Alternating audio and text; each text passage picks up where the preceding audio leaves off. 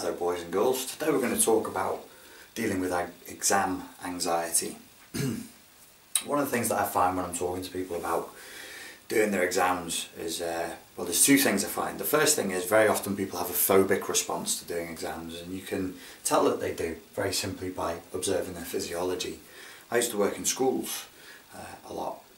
One of the things that I would help the kids do is to get themselves ready for exams, and I noticed that for some people, some adolescents, when I was talking to them, I'd just say the word exam and they would start jigging around and moving and getting all stressed and doing weird things that reflected that they were very, very stressed out, and there was actually slow releasing adrenaline into them to just say the word exam.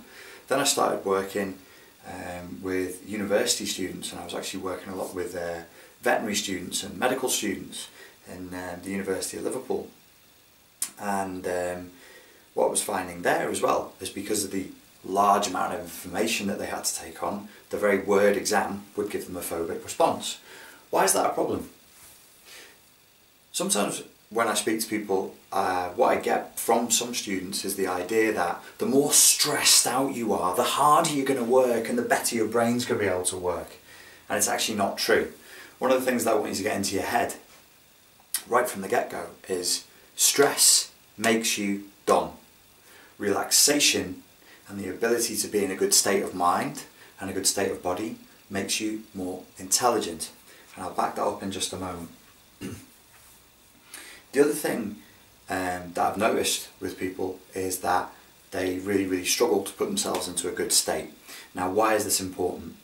Is there a type of stress that is actually going to help you through your exams? Yes, but it's a very low level of stress, and some psychologists wouldn't call that stress. They call it arousal, and they mean that in a totally pH neutral, non-sexual way, but you actually become switched on. You get into what they would call in sports psychology, they call this getting into the zone where you can actually perform and do well.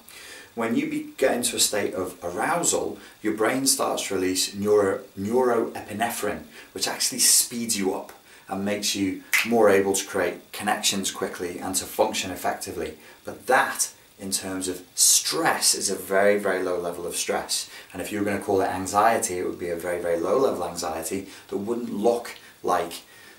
There's a difference between what a layperson means by stress and anxiety and what a psychologist means by stress and anxiety. To the layperson, if you want to know what state to go into release neuroepinephrine, you are talking about excitement, anticipation, and being switched on.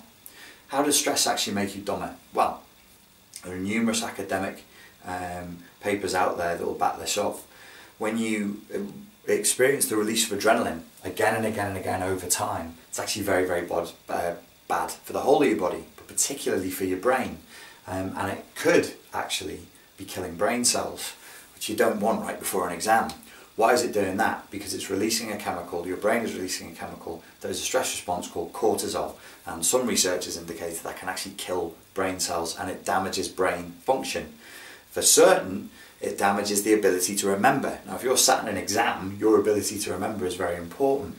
So when we're training people to try and relax for their exams, it's not some mystic woo-woo, you know, we want everybody to feel all light and fluffy and lovely and bubbly all the time just for the sake of it. Being relaxed, feeling good, will actually have a better impact on your IQ, your ability to remember, and your ability to do the exam effectively and get the grades that you deserve. It's not going to allow you to not have done work that you should have done, or to not have revised in the way that you should have done, but it is going to allow you to perform a little bit better. The reasons for this are evolutionary. When we experience stress and anxiety and we get a release of adrenaline, the evolutionary purpose for that at a biological level is to help you to do one of two things: run away or fight. And if you're not doing that, if every time I say the words to you, maths exam, and you just sit there going, oh my god, I feel stressed, your body is releasing adrenaline that gives you energy. But if you're just sat there, where's the adrenaline going? It's going nowhere. And our bodies are not designed to be repeatedly triggered for adrenaline over and over again without any physiological response. So if you don't jump up and, you know, kill a saber-toothed tiger or run 2 miles trying to run away from a saber-toothed tiger, all this energy and all this adrenaline is building up inside of you, which is really bad for you. So what do you need?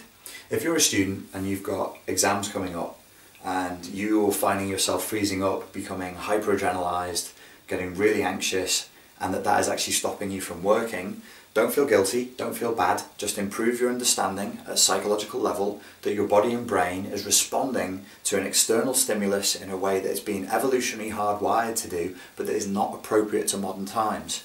Your body and your brain at certain levels, at the more stupid, animalistic, survival levels, at the reptilian core levels of the brain in an evolutionary sense. Your brain starts at the reptile level and is quite small, then it grows out into the mammalian level as we've evolved over time, and then you have the human level. Well, for your exam, we don't want you thinking like a lizard or a lion, we need you thinking like a human, which means that you need to be able to access your frontal lobes, and you need to have the blood flowing there, which it will not be if you're hyper stressed out. If you've ever blanked in an exam, as some people have, often that can be a blood flow issue.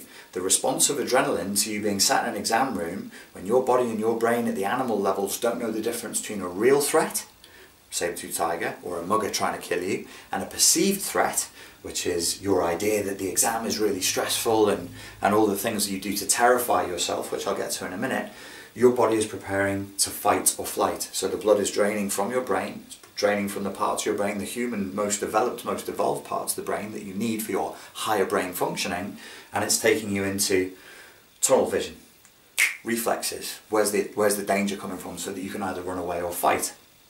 It's also drawing blood down into your body, into the viscera, so that if your limbs get cut by a saber-toothed tiger as he bites you, or by the mugger as he slashes you, so that you don't bleed out, blood is going to run into your digestive system, which is going to make you need the toilet right before an exam or even during an exam. This is also a stress response, to defecate and to urinate, so that you can there are different theories for this. One theory is that it puts predators off, so the saber-toothed tiger goes rah and you go and shit yourself and the saber-toothed tiger goes ugh. Or maybe it could be to make you lighter so that you can run away. These are just theories, they're just ideas, but certainly we know that one of the effects of being very scared is the desire to go to the toilet, which is not great when you're sat in a maths exam, right? So why does this happen? Why is the blood flowing in this way? Why is cortisol being released? Why are we getting overexcited? A lot of this comes down to the way in which we are representing reality to ourselves. And one of the things that I've noticed with people who are very scared of their exams is they actually start to engage in something called catastrophic thinking. Catastrophic thinking goes like this: I'm going to do the exam, I'm going to blank, then I'm going to fail, then my parents are going to hate me, they're going to kick me out of the house, I'm not going to go to university, and I'm going to become a homeless bum and a drug addict. That's catastrophic thinking. And you tell yourself that over and over again. And the more you vividly imagine these things happening, the more scared you're getting and the more terrified you're getting.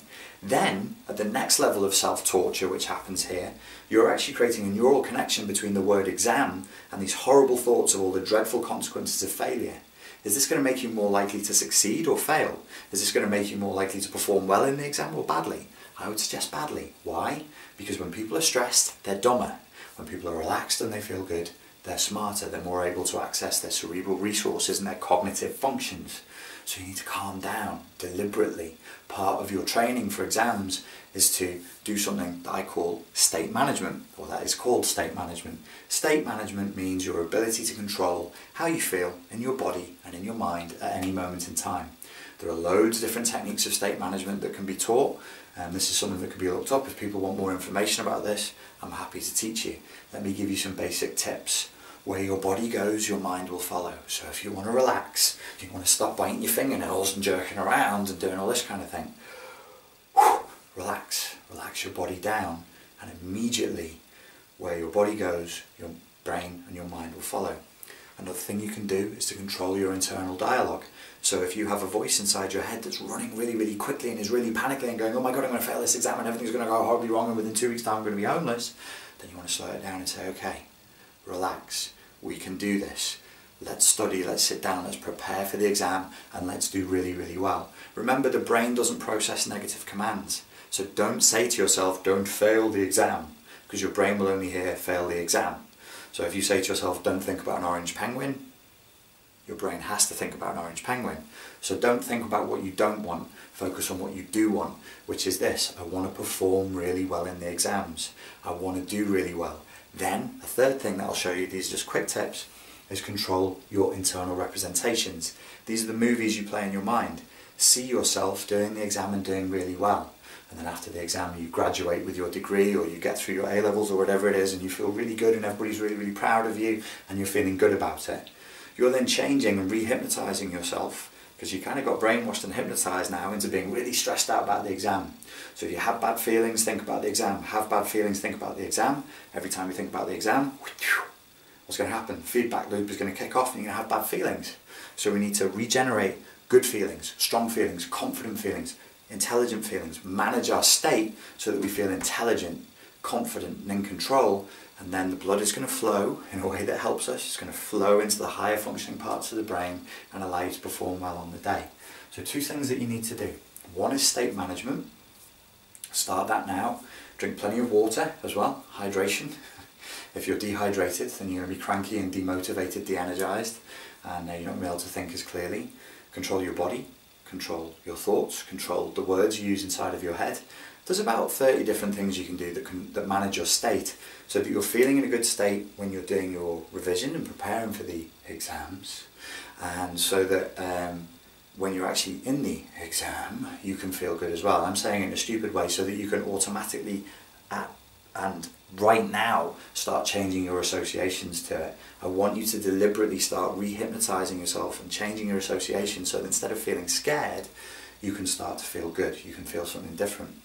And that's the second thing that we need to do, is we need to re-hypnotise you, re-brainwash you, so that when you're thinking about exams, you're feeling good and you're feeling confident and you're focusing on what you do want, which is to do really well in the exam. And you know that what that takes is that you give yourself in the time and the space to think clearly and slowly and deliberately when you're preparing for the exam, so that on the day of the exam you can think clearly and quickly and deliberately with great clarity and specificity on exactly what it is you need to do to get the best marks that you possibly can.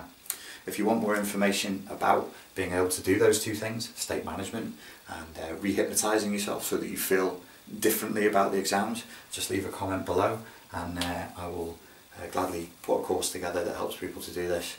Been doing it for a long time, never got round to actually putting it here on the Spartan Life Coach channel. It's very simple stuff, but very, very powerful. And if you want to do it for free, just focus on those 2 things.